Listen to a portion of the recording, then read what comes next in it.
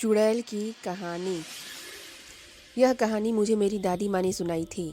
मेरी दादी माँ एक छोटे गांव में रहती थी। ऐसा कहा जाता है कि उस गांव में भूतिया चुड़ैल रहती थी और ऐसा ही भूतिया चुड़ैल से मेरी दादी का सामना हुआ था। वह एक चुड़ैल थी, खुले बालों और भयानक डरावने चेहरे वाली चुड़ैल। इससे पहले मैं कहानी शुरू करूँ, अगर आप नए हैं तो प्लीज़ प्लीज़ मेरे चैनल को सब्सक्राइब करें, लाइक करें, शेयर करें और कमेंट करके बताएं कि आपको मेरी स्टोरी कैसी लगी। तो शुरू करते हैं।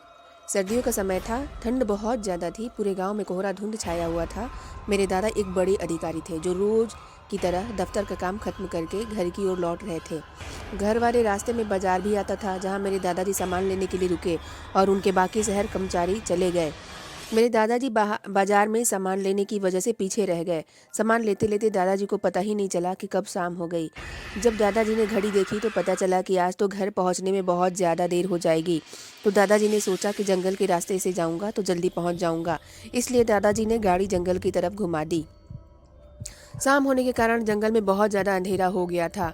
दादाजी तेज स्पीड में गाड़ी चला रहे थे, तभी उनके सामने एक औरत आ गई। औरत को देखते ही दादाजी ने तुरंत गाड़ी रोक दी। दादाजी ने औरत की तरफ देखा तो वह औरत बहुत ज़ोर ज़ोर से रो रही थी। दादाजी को लगा कि किसी मजदूर की पत्नी होगी जो रास्ता भटक गई है।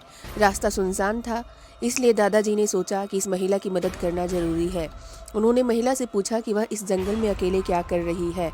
महिला ने कोई जवाब नहीं दिया और ज़ोर ज़ोर से रोती रही। ऐसा लग रहा था कि सारा जंगल उस महिला के रोने की आवाज़ से गूंज रहा हो।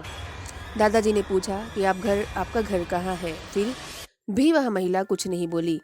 दादाजी ने उसको बोला कि तुम मेरे साथ मेरे घर चलो, जिसके बाद वह दादाजी के साथ चलने के लिए मान गई और दादाजी के पीछे वाली सीट पर बैठ गई। गांव में घूंघट डालने का रिवाज होता है, जिसके कारण उस महिला ने भी अपने सर पर घूंघट ओढ़ रखा था और सभी लोग दादाजी का इंतजार कर रहे थे। जैसे ही सबने गाड़ी की आवाज़ सुनी, सब भागकर दादाजी के पास आ गए। जब सभी परिवार वालों ने उस महिला को देखा तो दादाजी से पूछा। दादाजी ने जंगल वाली पूरी बात बताई और कहा कि अब यह खाना बना देगी। लेकिन दादी माँ ने उस महिला पर शक किया। दादी को लगा कि कोई चोर है जो घर का सामान चुराकर भाग जाएगी। दादी माँ ने उसे रसोई में जाकर खाना बनाने के लिए कहा, जिसके बाद वह महिला बिना कोई जवाब दिए रसोई की तरफ चली गई। रसोई में सारा सामान रखवाने के बाद दादी माँ ने कहा कि सबको भूख लगी है, इसलिए जल्दी से खाना बना दो। दादी माँ ने उसे रसोई में भेज दिया, लेकिन उनका मन अभी भी शांत नहीं था। 10 मिनट बाद दादी माँ रसोई में पहुंची तो देखा कि अभी वह महिला मछलियाँ बैग से निकाल रही है, जिसको देखकर दादी माँ और भी गुस्सा हो गई और उन्होंने बोला कि तुमने अभी तक खाना बनाना शुरू ही नहीं किया, कब खाना बनेगा और कब हम लोग खाएंगे? उस महिला का चेहरा अभी भी ढका हुआ था, इसलिए किसी ने भी उसका चेहरा नहीं देखा था। दादी माँ ने उसका चेहरा देखने की बहुत कोशिश की, लेकिन उसका चेहरा नहीं देख पाई। दादी माँ ने बोला कि ज़रूरत हो तो बुला लेना, लेकिन फिर वह महिला कुछ नहीं बोली। दादी माँ को लगा कि शायद अनजान लोगों की वजह से यह झिझक रही है, जिसके बाद वह दादी माँ चली गई वहाँ से।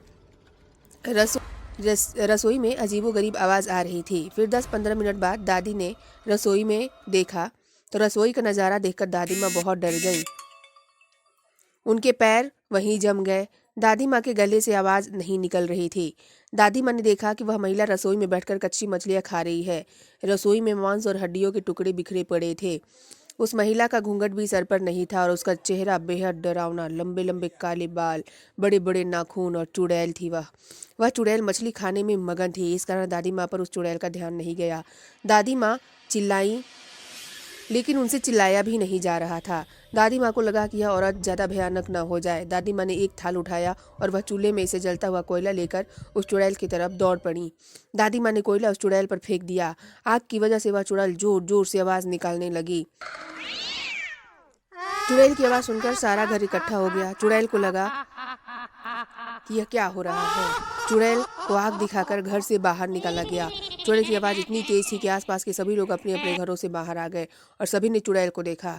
चुड़ैल लोगों को देखकर गांव के जंगल की तरफ चली गई।